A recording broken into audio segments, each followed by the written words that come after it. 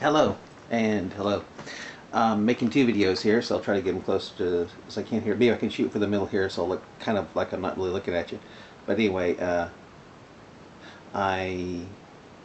this is between me and another Muslim talking about Sunan Abu Dawud 2:2150, and you'll see how he tries to get out of talking about Sunan Abu Dawud 2150. Okay, all right. Anyway, by the way, for you, whenever I go like this, I'll be speaking with a mock Arabic accent. When I go over here, I'll be speaking with my own voice, reading my own words. But when I go over here, speak with a mock Arabic accent, I'll be reading the Muslims' words. Okay. Alright, see here. Alrighty, it's 7:52 now. So I'll take it to 8:02. Okay, here it goes here. Alright, let's see here. Quran 424 removes African American complaint for the time the U.S. had slavery by allowing Muslim slave masters to have sex with someone's wife if she's the right-hand possessed slave of that Muslim slave master. The first part of Quran 424 goes as follows. Forbidden to you are women already married, except which your right hand possess. That one little scripture alone makes slavery okay and nullifies black complaint for the time the U.S. had slavery, if Islam is true, that is. Islam does not allow slavery. Quran 424. Ironically, the verse 424 you are giving out as an example is strictly disavowing sex without marriage.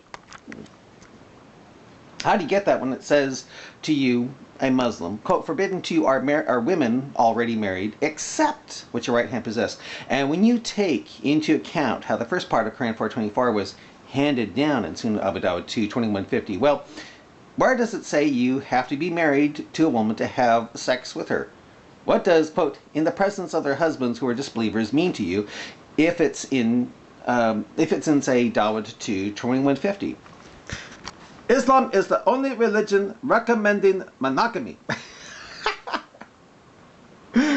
Islam's the only religion that recommends monogamy. That's funny. Yet allows for 4 wives at least. And it is the only religion discouraging slavery in the face of the earth.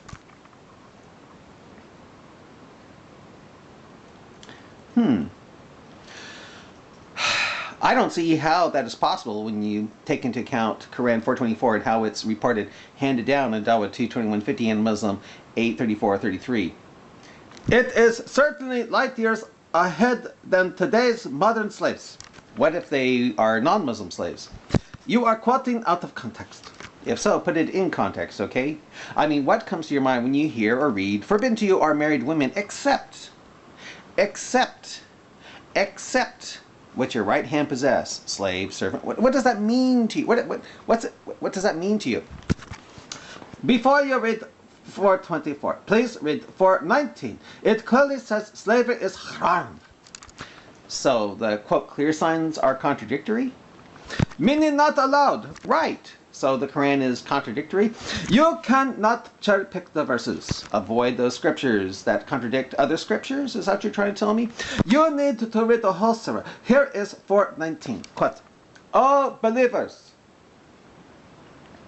it is not lawful for you to inherit from women against their will, neither debar them, that you may go off with part of what you have given them. 419. So this is your answer. You cannot enslave women. Period. Done. If that's talking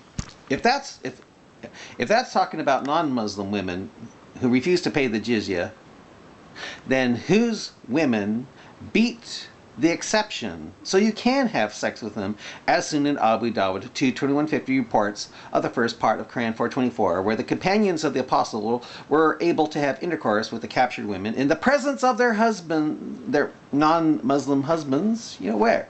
When it comes to 424, it clearly says you cannot take women who are already taken. Somebody else's wife cannot be your wife. Right, go on. You can only you can only have sex after marriage. Where does it say that in all the English versions of the Quran I know? And where does it say that in Sunan Abu Dawud 2:2150? Sounds like you are taqiying, lying for Allah. 3. The exception you are talking about is nothing but cherry picking. How is, quote, forbidden to you are married women except with your right hand possessed slave servant cherry picking. If I'm cherry picking, doesn't that mean you're telling me to avoid scriptures in the, quote, clear signs that contradict other scriptures? Thus the Quran is contradictory?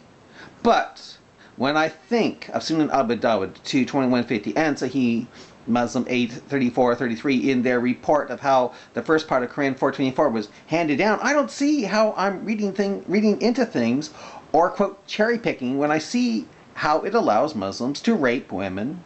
Quote, rape women, worse than just simple slavery here, folks. It refers to wartime. Now we're getting somewhere. So Quran 4:24 is dealing with wartime, where you can have sex with someone's wife if she's your right hand possessed. True? It says you can marry the women under your protection. Where does it say that in Quran 4:20? And where does it say that in Dawud 2:2150 and Sahih Muslim 8:34-33's report of how Quran 4:24 was handed down? Where does it say that? Understand what constitutes being under protection first. Protection from their non-Muslim husbands who might object to having his wife being raped. How can you even say there is slavery allowed here? Well, what does right hand possessed mean to you? Let me tell you what slavery is. 1, you go and sign a mortgage paper. 2, you get yourself a credit card. And you have sex with a non-Muslim husband's wife in the non-Muslim husband's presence. Right hand possessed or not, I bet right hand possessed or not, I bet you don't see that as satanic. How come? Also, it amazes me you people cherry pick 4:24 and think slave is allowed. How? Again, what does right hand possessed mean to you? But you don't read 4:19. If that is talking about all women, including non-Muslim married women, I bet you don't see how that contradicts the, quote, clear signs that explain things fully in detail Quran, do you? Quote, all believers, it is not lawful for you to inherit from women against their will. What if they aren't paying the jizya tax with willing submission after sacred months are passed? Quran 9:1-5, Quran 9:29. Neither depart them that you may go off with part of what you have given them. 4:19. That really sounds nice, I must admit. However, it's contradicted by Quran 4:24 and how 4:24 is reported handed down in Sunan Abu Dawud 2:2150 and Muslim 8:34-33. Please show me how is slavery is allowed or even encouraged in Quran. Just read Quran 4:24 and see how it's handed down in Sunan Abu Dawud 2:2150 and Muslim 8:34-33. What does forbidden to you are married women except what your right hand possess mean to you? I am genuinely interested in your answer. My answer is that the Quran is contradictory. That Quran 4:19 sounds sweet and nice, but that 4:24, well, the first part of 4:24, and how it's handed down in Sunan Abu Dawud 2:2150 and Muslim 8:34-33 not only contradict it, but allow for slavery and sex with your slave women in the presence of their husband because, well, this is how Sunan Abu Dawud reads in English, at least. This is it. Abu Dawud.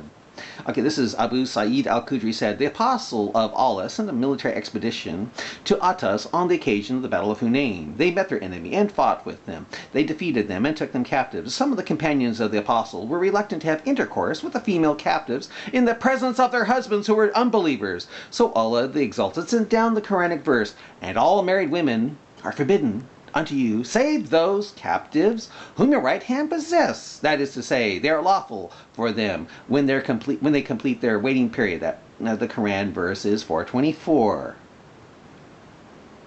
And here's another one. This is narrated by Ibn Muhariz. I entered the mosque and saw Abu Sa'id al-Khudri and sat beside him and asked him.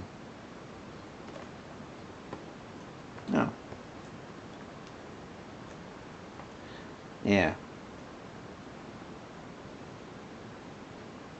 And asked him about al-Azl, that is coitus interruptus.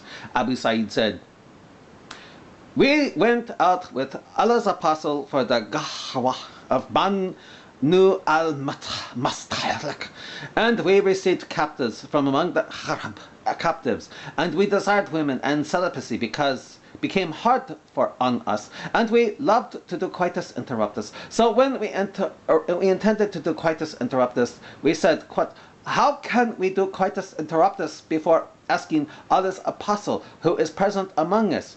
We asked him," that's Allah's apostle, "about it, and he said, it is better for you not to do so, for if any soul till the day of resurrection is predestined to exist, it will exist." In other words, he was okay for getting women pregnant, apparently even married women who were captured. That's Sahih Bukhari 559. 459. Similarly, in Sahih Muslim, Sabu al-Khudri reported that at the Battle of Hunain, Allah's messenger set an army to Atas and encouraged to cap the enemy and fought with them.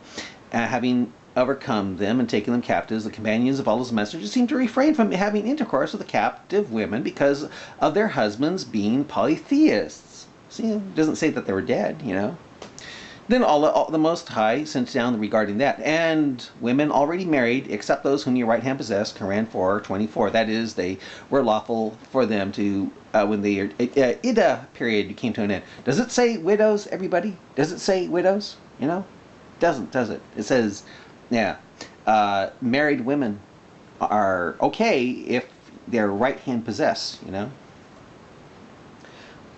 Yeah, what? Were their husbands dead? Let's run that by again. Quote, the companions of Allah's messenger seemed to refrain from having intercourse with the women captive because their husbands were polytheists. Is the word were or being? Or is the word were or being? How this doesn't allow rape of slaves and not remove African American complaint for the time you said slavery is mind-boggling. And I think I'll end it here.